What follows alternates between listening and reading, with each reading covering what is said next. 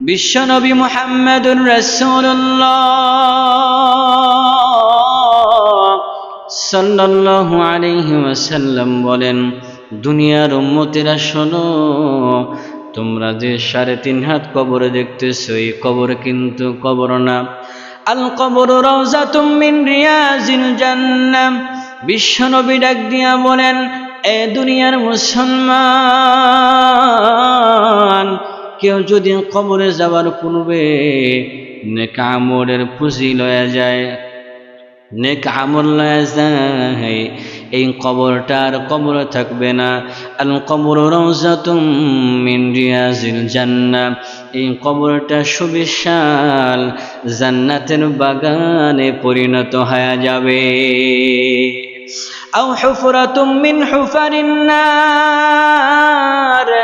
আর কেউ যদি কবরে যাওয়ার পূর্বে গুনার পুঁজি লয়ে যায়, বদ আমলের পুঁজি লয়ে যায়, নবীজি বলেন এই কবরটার কবর থাকবে না। এই কবরটা জাহান্নামের সুবিশাল গর্তে পরিণত হয়ে যাবে। এ দুনিয়ার মুসলমান ইমানদার, কবরের মধ্যে সর্বপ্রথম আপনাকে প্রশ্ন করা হবে, মান রব্বুকা, তোমার রব কে?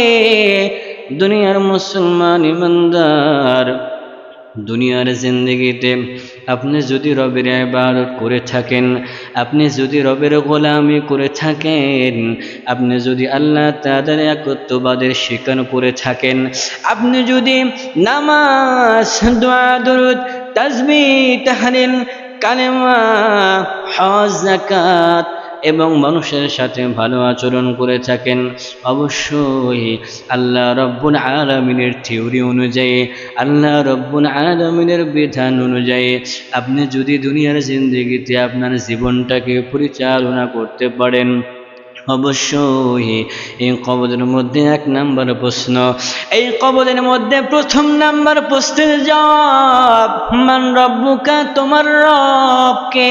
আপনি যদি রবের গোলামি করে থাকেন, আপনি যদি আল্লাহ তাআলার নির্দেশনা অনুযায়ী এই দুনিয়ার জিন্দেগিতে আপনার নিজের জিন্দেগিটাকে পরিচালনা করতে পারেন, তাহলে অবশ্যই এই কবরের মধ্যে মান রব্বুকা প্রশ্নের জবাব আপনার জন্য সহজ হয়ে যাবে।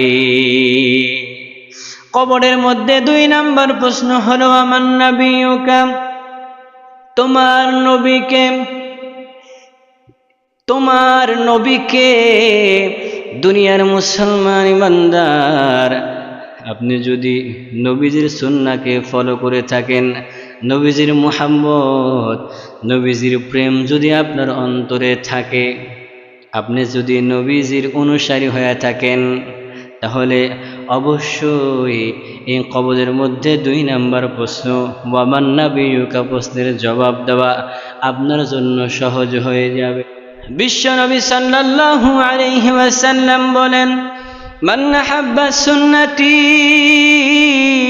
ফাকাদ আহাব্বানি ওয়া মান আহাব্বানি